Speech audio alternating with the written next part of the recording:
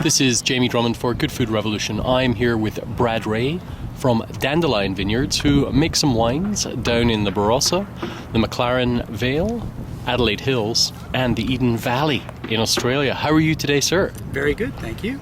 Now, we are here sitting in a very sunny Trinity Bellwoods Park, Toronto, having a little wine tasting.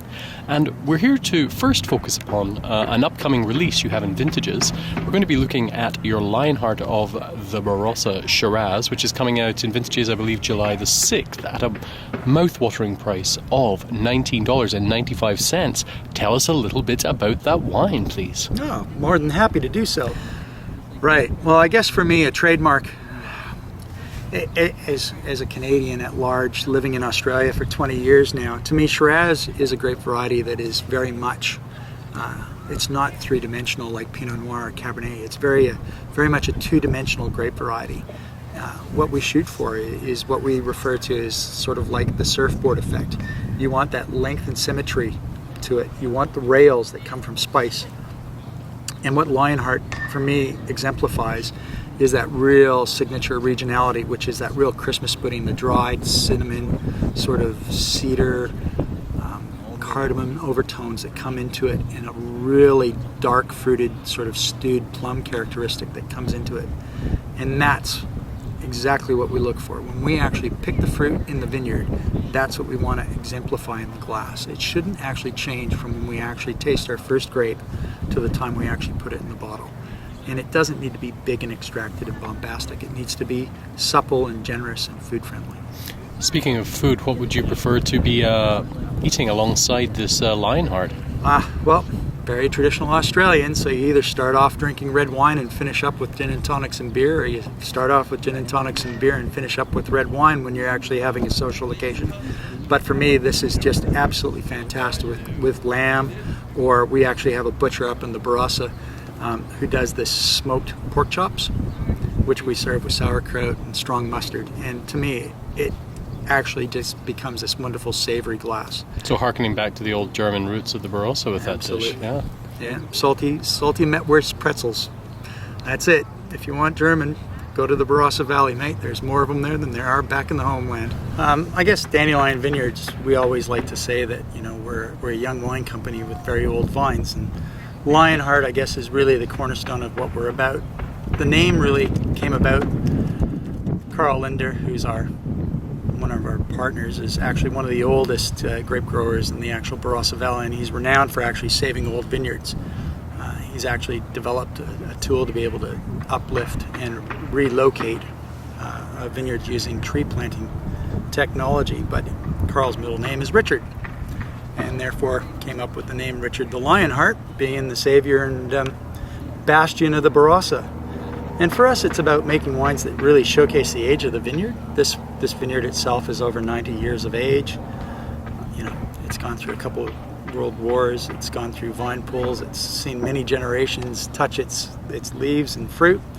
And for us, it's actually respecting that and not actually being heavy-handed when it comes to winemaking artifact, but to showcase the character, respect, and flavor concepts that the vineyard can derive and bring that to the world. I mean, I think Australia as a category is quite common to most wine drinkers, but I don't think that they know what each little piece of dirt in the age of what we have in a country where 100-year-old vines aren't that uncommon.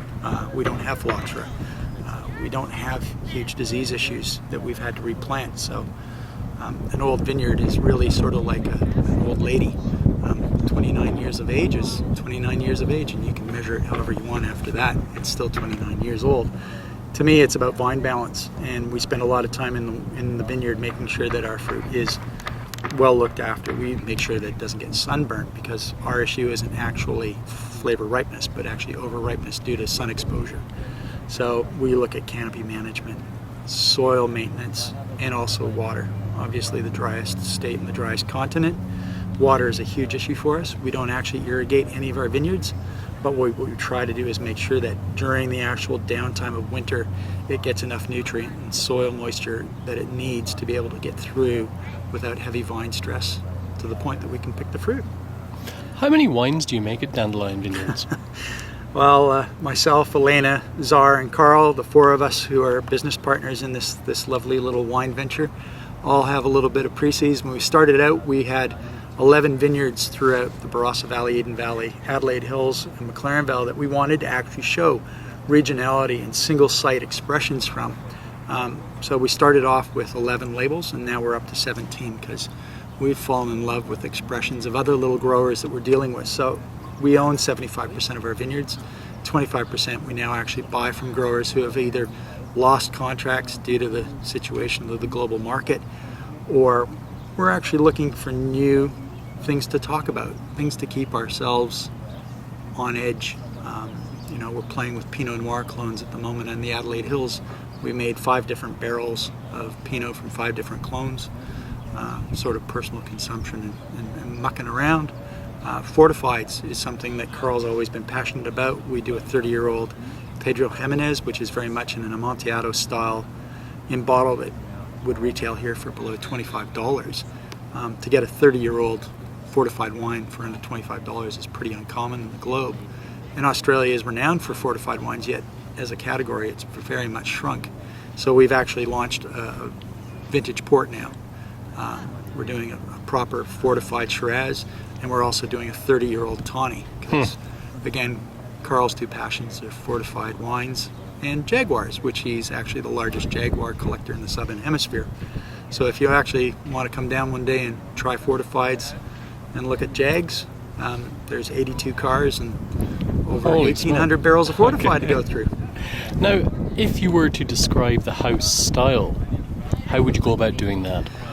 Well, it sort of sounds like a bit of a joke because you got a Canadian, a Bulgarian, and an Australian in a winemaker's role in the business, and then Carl being an old Barossan. Carl likes more big, bombastic styles. Zara, Elena, and myself really shoot for more elegance. And not to say that we're European in style, because if we wanted to make European wines, we would be in Europe. What we do is we pay respect to the fruit, and it's more, I guess, a food-friendly, balanced effigy of what we can get out of the vineyard. My upbringing with wine is always about being able to have a glass or two. There's a reason wine's in a 750ml bottle. During the French Revolution, that's what every person was allotted in their daily meal. That's what they could consume in an hour, and I guess my philosophy is the same. You should be able to drink a bottle of our wine in an hour and go for a second one at that. That's a great way to look at things, actually. Wine is something, it's only been the last 50 or 60 years that wine has become this white-collar consumption. Before World War II, wine was what the poorer demographic drank.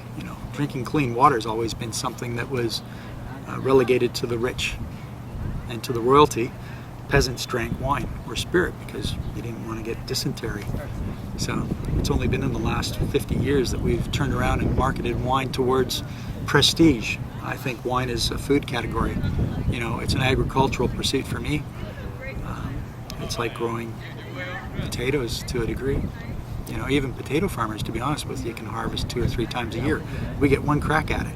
We get one crack at it a year to actually get the best quality fruit and then go through the process of turning it into the vinous libation that we have in our glass right here. And it should be enjoyed. Brad Rey of Dandelion Vineyards, thank you very much for joining us today at Good Food Revolution. Beautiful, thanks.